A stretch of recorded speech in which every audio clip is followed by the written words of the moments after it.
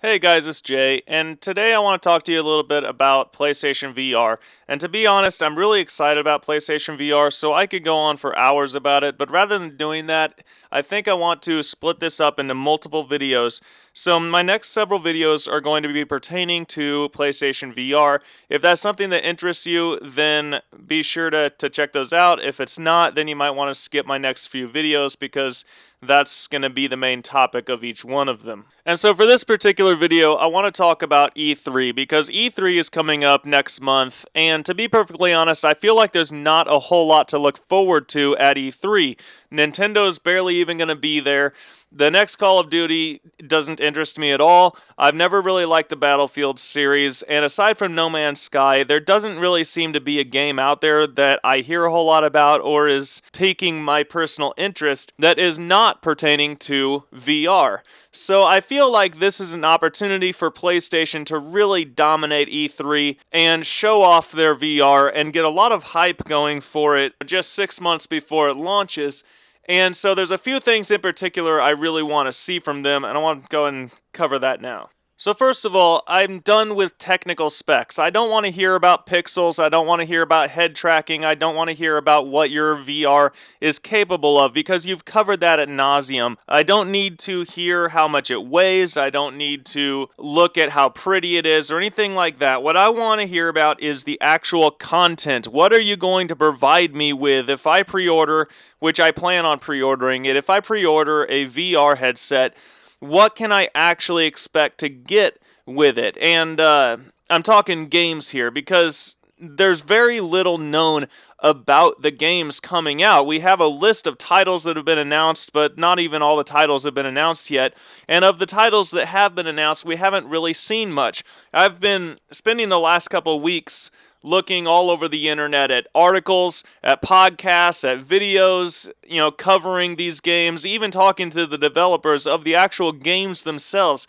And even the developers of the games spend most of the time talking about how great the system is. And I don't want to hear about the system, I want to hear about your game. And there's a lot of games out there that we don't need to know anything else about. Like, for example, there are games that are basically just rail shooters, like the London Heist or Until Dawn, stuff like that, which is just a rail shooter, which is just a throwback to it's basically the evolution of Duck Hunt or the arcade machines with the plastic guns that you stand in front of and go pew pew at the screen. And I'm not really interested in that. Even with a VR effect to it, I'm not interested in that. I want something that's going to be a really good game on top of just being VR. I want VR to enhance the game, not be the only reason it's cool. And in my opinion, a rail shooter is only going to be cool because of VR. And there's really nothing that they could say about those games or show about those games that is going to make me interested. So I don't need to see anything else about those types of games that are just rail shooters and very simplistic in nature. And also, the other set of games that are coming out are mostly cockpit games, like cockpit simulators like Gran Turismo or Ace Combat 7 or Eve Valkyrie or Battlezone or Riggs, where you're sitting in a cockpit and you're driving something and you're controlling some big machine. And to be honest, I think all of them look awesome. And I don't really need to see gameplay of Gran Turismo to know that Gran Turismo is going to be an amazing game in a VR setting. I mean, ever since the first Gran Turismo game came out, people have been daydreaming about the day when they could be more immersed in the driving experience, and that day is coming up in 6 months, because VR is the next step of immersion. And of course, flight simulators, it just feels natural. It just makes sense that a flight simulator is going to be a virtual reality game. It's just perfect for that. And I wouldn't have personally thought about a mech suit, esport, but it also makes sense when you really think about it. So to be honest, there's nothing that they're going to show or say about any of those games that is going to make me not want them. I already know I want them, and I plan on getting at least a couple of them. And so I don't really need to see. I would like to see gameplay of those games and hear, reviews of those games, but I don't really need to. I already know I'm getting them. The ones that I'm interested in, the three games that I want to know more about, that maybe I'm not interested in the game itself, but it could project a very bright future for the capabilities of console VR, or maybe I actually am interested in the game itself and just want to see what it's all about. There's really three games that I'm really interested in seeing at E3, and I'm going to be really disappointed if we don't get more information about. So the first one is Star Wars Battlefront.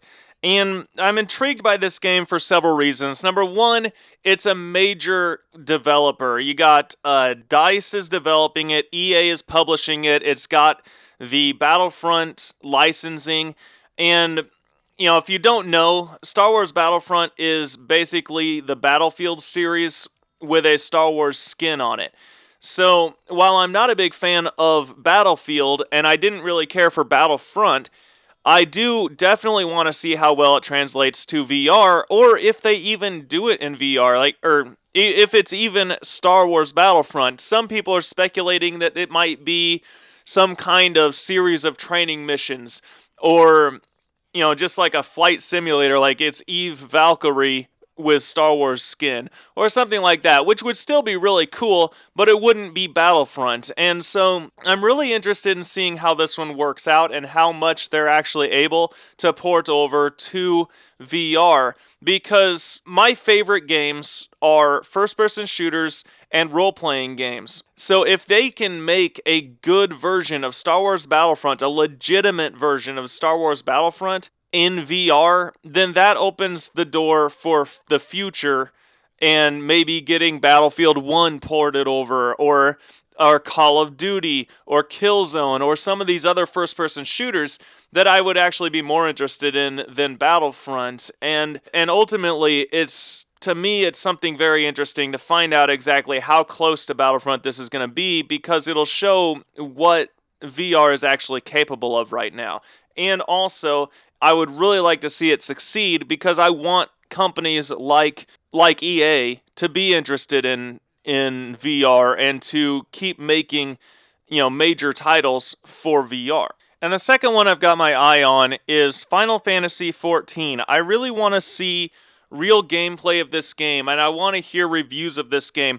The truth is, I don't really care for MMOs, because every MMO I've tried, I played ESO for several months, and then one day I turned it off just because it was time for bed or time to do something else, or whatever the case may be.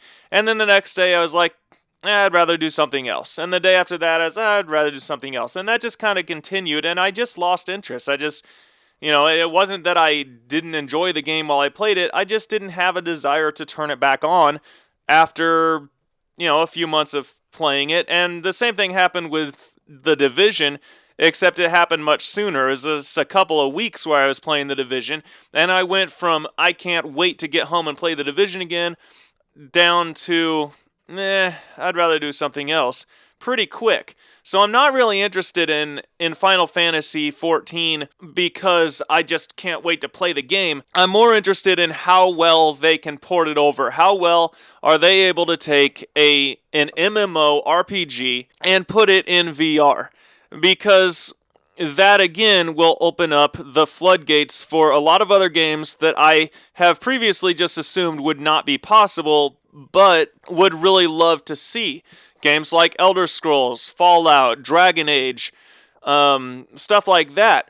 Because if you can render a good 3D RPG environment with, hundreds of people online, or thousands of people, or however many they render online for Final Fantasy, then I don't see why you wouldn't be able to do the same thing for a single player in a slightly more immersive or maybe bigger environment. I actually heard an interview with Richard Marks, the developer behind the PlayStation VR, and they asked him directly, I can't remember what they were talking about or why they asked him this, but the subject of Skyrim came up, and he was asked directly about Skyrim, and he didn't say, we can't do that because our processor isn't powerful enough or anything like that. What he said was they're avoiding doing games like Skyrim, already pre-established games, because they don't think they would sell as well because so many people have already played through them. They would rather come out with more original content that people haven't already seen and don't have preconceived notions of what the game is supposed to be.